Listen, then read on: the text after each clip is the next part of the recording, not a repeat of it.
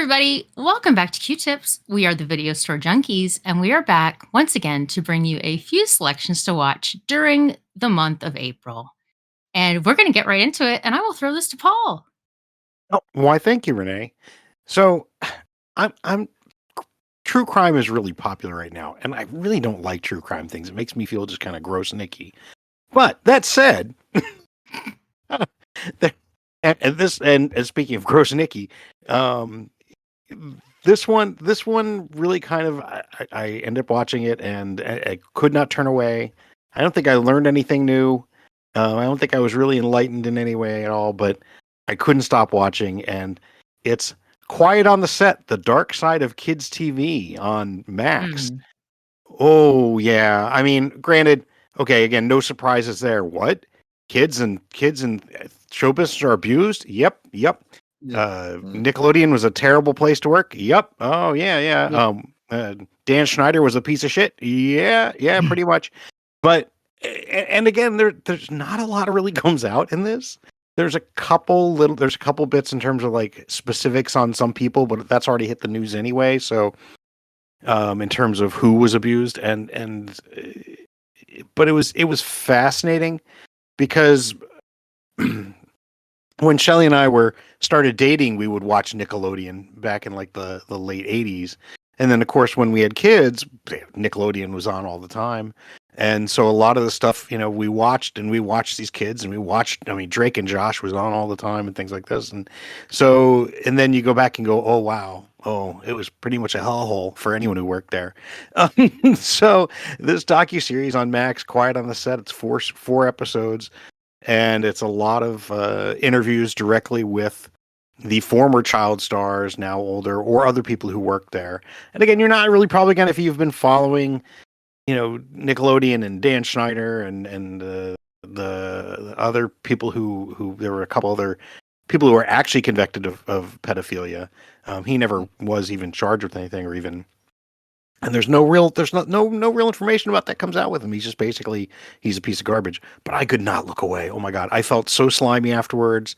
I felt gross and icky. So I feel like I should spread this so other people will feel gross and icky too. So if you want to feel gross and icky and hear about how some of your favorite childhood stars were horribly abused or the terrible working conditions there, watch Quiet on the Set: The Dark Side of Kids TV on Max. And speaking of people who love children, I'll pass this to Renee. Nah! Not in that way. Not in that way. I just want to clarify. I would like to clarify. I was going to say, I kind of feel, I'm kind of glad that you passed it to Renee and not Bill or I, because oof. There was a sarcasm, slash S after that, and definitely didn't mean it in that way either. So just yeah. Let's start that again. Speaking of people who are nice and not terrible, I'll pass this to Renee. Oh man. Oh yeah. So my suggestion is a movie that you should watch after you watch Paul's suggestion, because it will make you feel a lot better. This is about a group of friends that decide to go camping. And when there's always in a group of friends, there's always someone, maybe somebody a little bit like us, who has seen a lot of horror movies. And they just know, like, you hear a noise, maybe you shouldn't go investigate it, at least not alone. You see something outside, again, take someone with you. Don't wander off in the woods at night alone. Certain things you just shouldn't do. So this is a very reminiscent type of story about a fella named Mike and all his friends that are camping. And maybe Mike was right. Maybe Mike wasn't right. Anyhow, this movie is called There's Nothing Out There. And it is from 1991. And it is just really silly, but it's a lot of fun. And this character, Mike, is just great. And there's a lot of naked ladies. I'm sorry. They just happen to pop up in all the movies I watch, apparently. So it's really fun. It's called There's Nothing Out There, and you can watch that on Tubi and Amazon and Fubo. And I want to interject, yay! But that was it. But then you said the naked ladies, and it sounded like I was going, yay for the naked ladies. I mean, nothing wrong with that. But yay! I second it. I'm gonna edit out that part. So all people hear is just say, yay to naked ladies. Yay for the naked ladies. Stretch it out. Stretch out the yay so it takes like a minute. Yeah. Like, what's her name? Screaming in Demonoid. God, that scene is so freaking funny to me. Oh, Anyway, good. yeah. Yeah, so on that note, I'll pass it to you, Bill. Oh, well, thank you. Hey, I just want to say, people are always shocked when stuff like this Nickelodeon thing comes out. Like, why do pedophiles show up where there's like students and altar boys and child actors? And it's like, John Dillinger put it best. Why do you rob banks? Because that's where the money is. I mean, hello? Yeah. It's not surprising. It honestly isn't. It's why Yeah. conventions need to be real careful about, because, you know, the kind of conventions we like to go to, by their very nature, attract a certain oddball collection of people, and that's good because this might be the only thing where they're not really oddballs. But it also has the potential to attract some evil oddballs who can get away with it because, like, oh no, I'm just playing a character, yeah, or whatever. Anyway, so my first film. Now I'm not feeling great today, by the way. So if I don't make a lot of sense, it's just like any other day. I heard bad things about this movie, and I told Sean I heard bad things about this movie. She looked at me like, you know, while you were out gallivanting at a convention, I saw this movie. It was fine. So, of course, had to sit and watch it. And I just want to say, I was right. You know, these things are very subjective. And the movie I'm talking about is Damsel, starring everybody's favorite child actress who now has amazingly gone from like the teens to the 30s. I don't know how she did it. Bobby, Carol, Ted, Alice, and Brown. She's Millie Bobby Brown. Yeah. So okay, it's Damsel. It's Damsel, and it's set in an ancient time when there were dragons and castles, and you're like, wow, damsel, like damsel in distress? That's it. That seems a little out of sorts. Oh, don't worry. In the first 10 seconds of the movie, they tell you, oh, this isn't one of those movies. This is hard cutting edge. If it was 15 years ago, yeah, she's a damsel who doesn't get in distress. She doesn't take any shit. She's a girl boss all the way. This movie, I felt like it was written by ChatGPT. And the guy who wrote this has actually written a lot of really good movies that never got made into movies. And not Clash of the Titans, but the sequel to Clash of the Titans that I don't even remember the name. And one of the Fast X movies, whatever. He hasn't had a lot of good stuff, and this is not one of them, although it'll probably do fine. It reads like it was written by ChatGPT, but if they had done it, they would have yanked the cord just like they did with the Google AI and said, oh no, this is wrong. Because it's awful. I don't even know where to begin. I'm just going to pick a few select things. The basic thing is, she is the daughter of some lord, a poor region. You can tell because it opens with the save the cat moment that she and her sister, although they are kind of like the elite in this town, they are cutting up firewood for the poor people. There's not a tree to be seen, nothing but stump. Okay, and everyone's on the brink of starvation, but we like these people because they cut wood for poor people, so they can, I don't know, cook the non-existent food they don't have. She gets an offer to marry the prince of the one halfway decent place in this mythical place, and go off there. She's not happy about it, but what are you gonna do? It's the Middle Ages, and you're a woman. So they get there and everything, you just know this whole thing is sketchy as all hell. And sure enough, it turns out that they sacrifice her to a dragon because many, many years ago, and it is the actual opening of the movie, we see a bunch of knights go and attack a dragon, and they're predictably killed because apparently they have no idea how dragons work. Like, yeah, you're going to kill a fire-breathing animal wearing a clanky suit, getting up close enough to stab him in the heart with a sword. Ain't gonna happen. It turns out that for the last 100 years, so this has been going on for centuries. I want to emphasize that because I will get back to that. They marry these girls. They have to sacrifice 3 princesses every 10 years. Somehow they've gotten away with this for 100 years. No one ever figures out that being married into the royal family here is a death sentence. They cut their hands and they mix it with the blood of the prince, and that the dragon can smell the royal blood. What? The royal blood mixed with their blood and thinks that it hasn't been duped, and then it tortures and kills these innocent girls. Tortures and kills. Remember those words. And again, this dragon has such a great sense of smell. It can smell royal blood. What is royal blood? I mean, really, what? Hello? I thought we were progressive here. Anyway, so she gets dumped down there, and she survives. It becomes Die Hard with a dragon. despite the fact that it looked like she could barely cut the wood, she is later able to do things like climb a rope with just her arm strength. But, adrenaline's a hell of a drug. I'll give them that. The dragon, which could smell royal blood, cannot smell the fact that she is hiding behind a rock 10 feet away from her. Now, I will say this.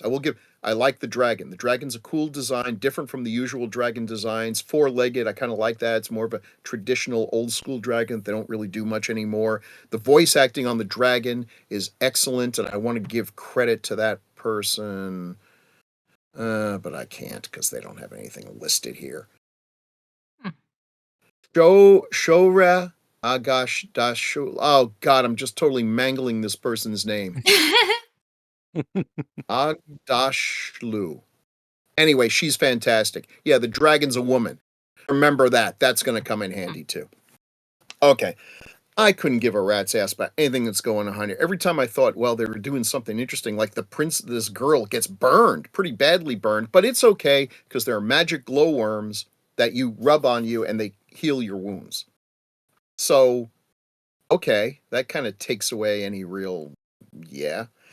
The dragon, which seems very intelligent, is stupid. It really makes, she, at some point, the girl finds like the room where all the other princesses have died and scrawled their names down. And it's, it's just a rainbow coalition of different people who have been tortured and murdered by this evil dragon. All right. Now, I'm going to give away the ending of this movie. So spoiler alert, if you want to go see this thing, girl reveals to the dragon that it's been duped. That the innocent women that it had been killing were not the innocent women it thought. They were even more innocent. They weren't even from this royal line. And the dragon doesn't believe it, but anyway, she heals the dragon. It ends with her taking the dragon back to the castle and killing all the people there. And then the happy ending of the movie is she is on a ship running off to join Arya from Game of Thrones to go explore the world, which she always wanted to do. And she's bringing her dragon, her evil, child-murdering dragon. And we, the viewer, are supposed to feel good about this. This is a happy ending. I'm like, what moral universe do you live in where this dragon has a leg to stand on as far as having been wrong? The king, the king from the beginning, killed her children. And as a penance, she kills him? No, of course not. No, she says he must kill his daughters. Ooh, that's kind of hardcore, but war is hell, and I get that. No. She's going to keep this going forever. Long after that guy has turned to dust, she is murdering every 10 years 3 completely innocent people, completely innocent princesses. And somehow she gets upset when she finds out, oh, these innocent princesses were just like married into the family, as princesses often do. That in no way mitigates the crime of this evil creature. This thing deserves to die. This is the problem I have with these movies. Everyone now, there is no such thing as a villain. No such thing as a villain. Maleficent, she had reason to be upset. Cruella de Vil, Dalmatians killed her mom. Like, holy shit. If God forbid one of my family members was devoured by a bear, and I had devoted the rest of my life to killing bears, all right, when they arrest me at the zoo, no one's going to feel bad for me. No one's going to say, well, a bear did kill his children. Well, it wasn't that bear. It wasn't even a polar bear. What the hell is wrong with you? Yeah, I despise this movie. I tried to find something to like it, so because my wife likes it, and but the more maybe I went in with a bad attitude. I probably went in with the attitude of I want this to suck. But that movie delivered in spades. And listen, I actually like Millie Bobby Crosby, Stills, Nash, Young, Gifted, and Brown. I liked her in Stranger Things.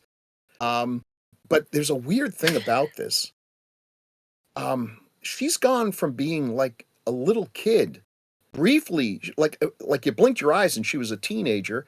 And in this movie, they really make her look like she's in her 30s. And I just wonder, if you're a kid actress, do you just want to get away from that so badly? Not just because of all the horrible Nickelodeon type things that can happen, though I would not shock me at all.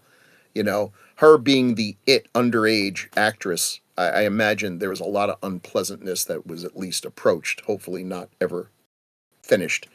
Great. She just seems like she's trying to be older than she is. She looks like she's in her 30s, I thought. No, I was just a little shocked. And she produced this movie, so she had okay on everything here. This is a terrible fantasy. The CGI is inconsistent. The dragon looks pretty good, but it's got some things that just take you out of the movie, and they'll be like, Bill, it's a fantasy. Why are you upset that Robin Wright, who, God help her, is in this movie, was in a much better fantasy movie, in the end gets burned alive by the dragon, and we get to watch her as her golden crown melts on her non-burning face. Which is not the way fire works. Ever. But it's dragon fire, so maybe it's magic. The dragon got burned by her own fire. I couldn't figure that out even. But it's okay. Maybe she had maybe Robin Wright had that magic salve on her face, so kept her face from burning while the crown melted. Oh, there you go. Yeah. See? Yeah, you should have written this movie. Anyone should have. Oh. I keep picking on Millie and everything because that 3-name thing always gets me, It's like the only reason you should have it's not like there's a Millie Brown actress that anyone would mistake for her, so she had to stick. I understand when you got to stick that in there, but 3 names should really be reserved for assassins. And serial killers. James Earl Ray, Lynette Squeaky Fromm, John Wilkes Booth, Lee Harvey Oswald, John Hinckley Jr., who was a real disgrace to the family of juniors. Jada Pinkett Smith. I mean, people who have earned the right to go down in history, because you want to make sure if your name might be Lee Oswald, and they're like, Lee Oswald, are you the guy who shot the president? Like, yeah, I'm the guy who shot the president. That's why I'm walking into this bait store to pay for some gas. So no, that was Lee Harvey Oswald. I'm Lee Kevin Oswald. It's like, oh, on your way. So yeah, I understand why they need to have things, Anyway, that's my rant. And avoid this movie like the plague, and or see it and disagree with me and tell me it was great. I throw this to who has not gone yet. It would be someone who's always great, Zach. Oh, thanks, Bill. Once again, this is an episode of Quickie Q-tips. We're trying to fly right through these. So I have that's fine. You're sick. You have an excuse. I have a theme. I have a theme this week. My theme this week is James Wan and Leigh Whannell are the unheralded action directors of our day. And if you know anything about movies, you probably recognize these names. These guys have done a bunch of horror movies. They started out doing the Saw movies. They went on to produce / direct movies like The Conjuring, lots of Insidious, lots of other horror movies. However, even though you may be familiar with their horror work, you may not be familiar with their action work. So the first movie I have to recommend is a horror movie, but it also has a really, really great action sequence.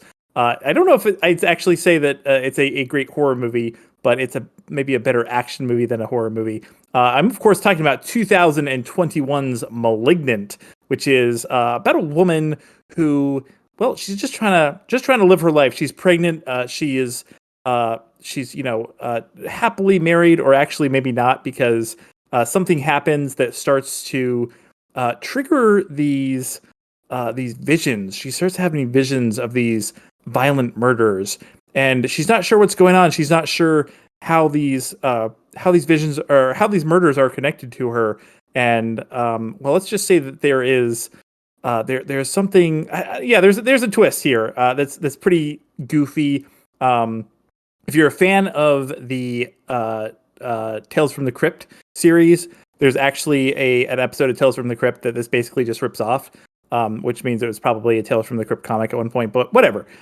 This is thoroughly a B movie. It's very goofy. All the acting's over the top. It's kind of like I think James Wan. I mean, he can make a good horror movie when he wants to. It kind of felt like he wanted to make a B movie, and that's what he made. But it also culminates in one of the greatest action scenes of the last couple of years. So sit down, make yourself a big old bowl of popcorn. And watch *Malignant* on Netflix or Max. And speaking of people that have I don't really have a good a good transition for The this action one. scenes. Yeah, speaking of unheralded action directors, I will pass this over to Paul. Why, thank you, Zach. Well, for my second pick, I want to go back to something Bill said that, bad guys just can't be bad, right? We don't have, like you were saying, Bill, didn't you say that we just can't really have just They're evil people? misunderstood. Well, you'll like my choice. Because good. this is actually a series of films. I've only seen the first one, but I'd heard of this character before, had never watched it. And then this weekend, my wife and I were watching a Filipino horror film from 1964. This is not what I'm recommending because it's not streaming anywhere, but it was called The Blood Drinkers. It was the first color film in the color horror film in the Philippines. Though half the film is just tinted, but it was pretty cool. But after that we followed up with another foreign horror film from 1964. And that is At Midnight, I'll Take Your Soul from Brazil. And that is when the character of Coffin Joe first shows up. And Coffin Joe is Brazil's sort of like, as the Wikipedia put it, he's like Brazil's equivalent of Freddy Krueger. He is this horror character that there's been, I guess, like 3 main films, but he's been in a total like 10 films. He was a horror host. He showed up on a bunch of other crap. And he is much beloved in Brazil. He's created by writer, director, actor. He played him, Jose Mojica Marins. And in 1964, he's like, Brazil doesn't have any of their own horror movies. And so he created this character. And what's interesting is Coffin Joe himself is not really supernatural. He's at least in the first film, he's an undertaker, but he is an utter unredeemable piece of shit. And he doesn't even hide the fact that he is an utter unredeemable piece of shit. Completely unlikable, terrible human being. Name the sin and he's going to commit it, especially in this movie. I mean, the man is even eating lamb on Holy Friday in front of the priest just to spite him. Which, hey, which is appropriate because Holy Friday's coming up this Friday. So, grab yourself some lamb and go over to Shudder, which is where actually it's not just playing on Shudder, it's also playing on AMC Plus and the Arrow player. And it's At Midnight, I'll Take Your Soul. It's the first of the Coffin Joe movies, and he is unredeemable piece of shit. But it's so much fun to watch, and has some great just like atmosphere to it. I mean, it starts with a witch woman telling you, "Don't watch this movie. This movie's terrible. Get away." You say, "Oh, it's too late. You're already watching it." Pardon? Uh-oh. Am I gone? Uh-oh. Oh, okay. Okay. So he says, anyway, it was really fun. They have the 2 other main Coffin Joe movies on good. Shudder, but this is the first one I watched. But At Midnight, I'll Take Your Soul.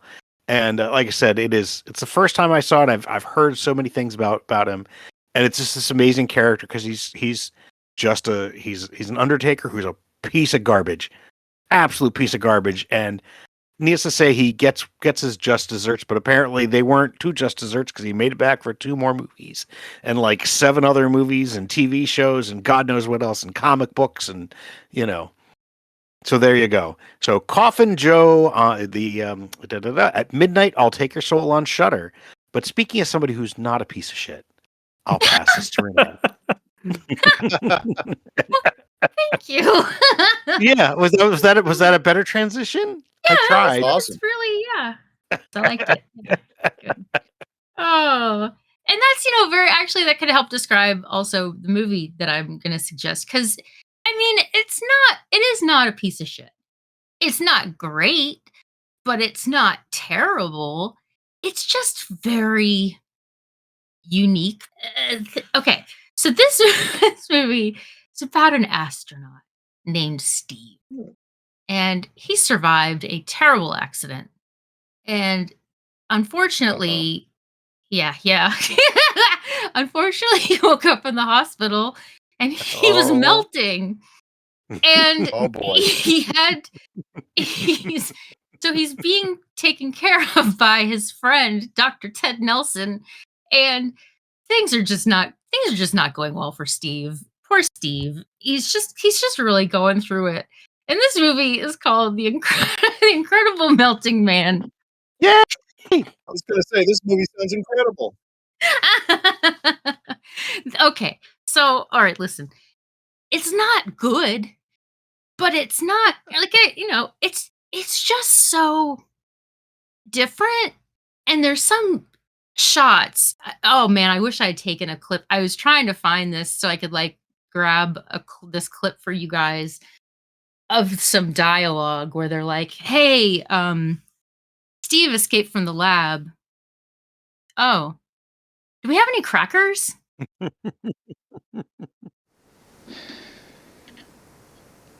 Steve escaped. Oh, God. What are you going to do? Oh, did you get some crackers? I told you yesterday that we needed some crackers. Oh, I forgot. I knew there was something. You know, there's a pad right by the phone. You could write it down, too. Ted, what about Steve?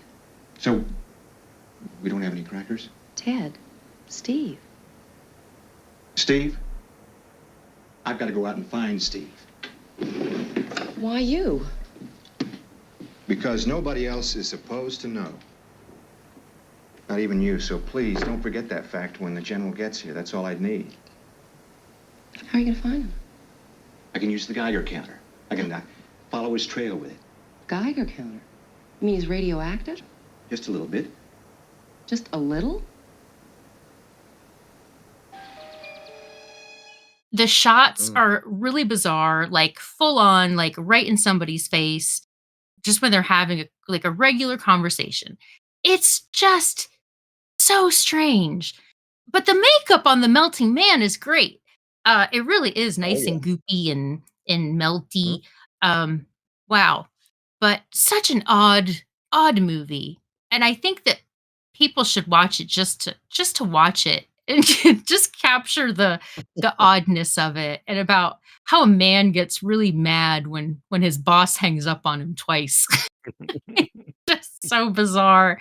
Anywho, this movie is called The Incredible Melting Man, and you can of course watch it on my favorite streaming platform, Tubi. And I will pass this to Bill. That is okay. That movie, it's not good, but it's got Rick Baker makeup and definitely has some good stuff. Just they apparently thought that was going to be a series or something because they advertised it as the most incredible original, monster of blah blah blah. And it's like, I don't know. So my next movie, I'm about to run out of batteries, so they're going to shut me up one way or another. Avatar: The Way of Water. And is there any series that is more successful and less loved than the Avatar series? I mean, these movies make billions of dollars. Avatar: Way of Water is the third most successful movie of all time, unadjusted for inflation, but even adjusted, it made over $2 billion. And yet we go to see them, and we enjoy them, and then we never give them another thought. So I was really convinced this movie was going to bomb. Like many people, I bet against James Cameron. Like everyone who bets against James Cameron, I would lose that bet. If you like the first one, you'd like the second one because it's the same movie with the same actors, and it allows James Cameron to indulge his fetish for almost killing his actors in water. I thought, finally, I think Cameron put all of his money into developing the CGI so that he could do underwater movies without killing his actors, because he came real close in The Abyss. I could just imagine Ed Harris somewhere looking at this like, where the hell was all this AI when he was telling me, hold your breath for another 4 minutes? But no, apparently all the actors in this movie had to act, do the motion capture underwater. And they claim that Kate Winslet broke Tom Cruise's record for being underwater the longest, that he held his breath for 6 minutes in one of the Mission Impossible movies. She held her breath for over 7 minutes in this movie. And I would call 100% horseshit on that, but Kate Winslet's like one of my favorite actresses. So yeah, she's awesome. She could do it. Well, apparently they were breathing they were using like pure oxygen or something, which can extend your they did a bunch of your tricks. time. 7 minutes is a honking long time. Try to hold your breath for 1 minute, sit in a chair. It's got beautiful, absolutely gorgeous effects. I wish I'd seen it in 3D. I'm sure it was absolutely lovely. Nobody dies in these movies. Well, that's not true. there is one person who dies in this movie. If you can't figure out which of the characters is going to die in this movie, you do not know your script writing 101. It's so obvious. I said it to Shauna as I was watching it, and she's like, "Why would you say that? Why? What makes you think that?" She'd already seen the movie, so she always thinks that I like watch these movies when I'm not with her, and then I secretly pretend to know what's going to happen. But it's because Oh my they're gosh. so obvious. You know what's going to happen. There's no shocks in this movie. There's only one thing that really took me out of it, and that's that a real fundamental plot point in this is that the evil humans, and the humans are always evil in these movies, um, just to ramp up the evil a bit more, they hunt whales. They hunt Avatar's version of whales that are even smarter than our whales, I guess, although they don't seem to know how to take on these ships because they've got this magic fluid in them. Okay, so they got rid of unobtainium. They were tired of everyone making fun of that. Now they're going after magic juice that lives in the brains of these whales that makes people immortal, and that's a better plot. It seems it's awfully lucky. I mean, they just discovered this planet, and I guess at some point someone like, I wonder what happens if we take the brain juice from a whale and stick it into someone. Whoa, immortality. Yeah, well, it was a lucky break they found that. And so, you get a whole lot of this stuff with Eric, because I'm looking at this like, oh my God, they're spending like $100 million to kill a whale. But I guess that would be worth something. Yes. So this movie comes out really hard against whaling. And I'm like, I don't know, is that really, I think we all agree on that. Like the only people still are okay with whaling are the Japanese and indigenous people, the people who are like the heroes of this movie. The only whalers you're going to be able to stop on Earth now is to go out to like an Inuit community where they are allowed to hunt whales, even though everyone else is not allowed to it on account of the fact that, the rest of the world tried to wipe them out and came real close to doing it. So we throw them this little shekel, yeah, you can kill whales. Yeah. So if you got that, the Avatar movies make zero sense at all.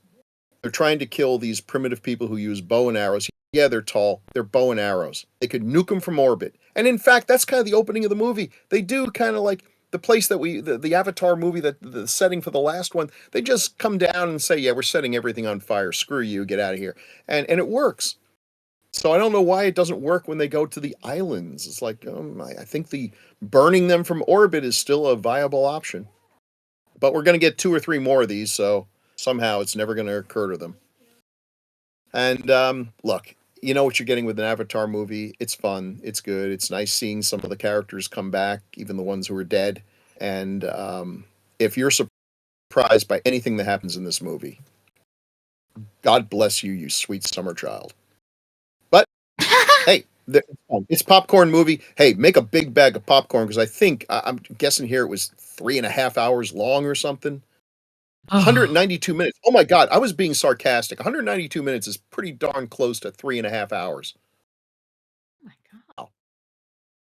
Yeah. Oof. Don't get, well, if you're seeing this in a theater, I guess I'm sure they'll re-release it. Don't get the big gulp of root beer. That would be a strategic error. Someone who always knows how to take care of himself, whether it's, rain, snow, or the sunshiny sun, Zach. Oh, thanks. I don't quite understand that segue, but I'll take it. Makes So no if you want sense. to, I'm on if you, drugs. yeah, oh yeah, okay, that makes sense. Never mind. If you want to watch a movie that costs like $400 million, yeah, you can go watch Avatar.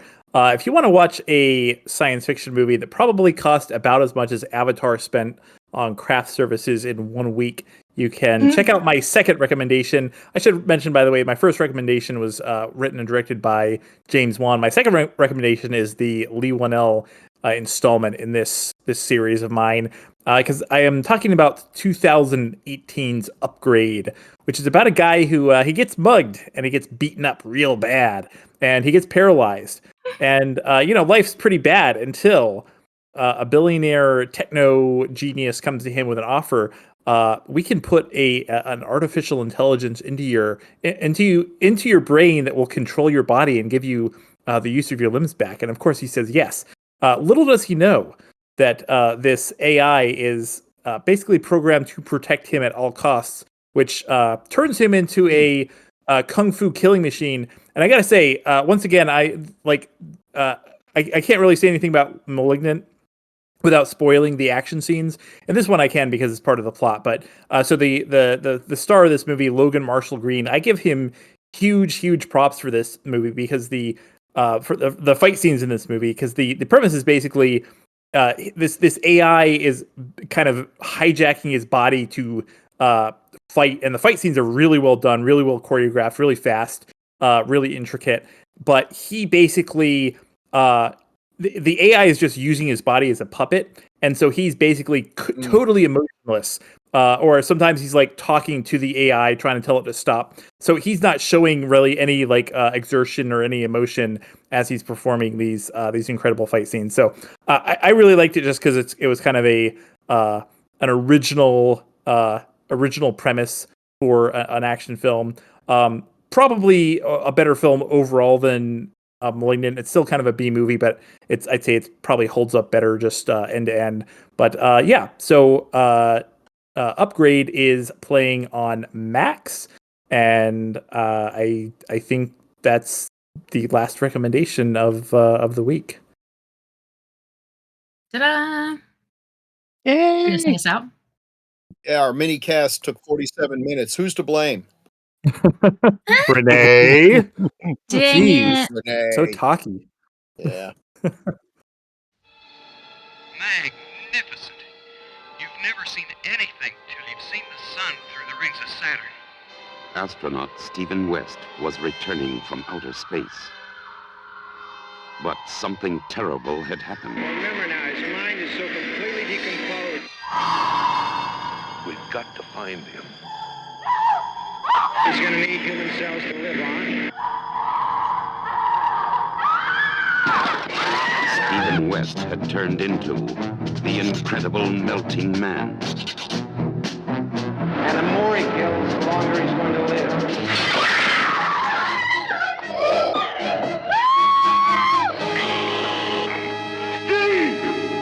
He seems to be getting stronger as he melts. The Incredible Melting Man is the first new horror creature. Come prepared.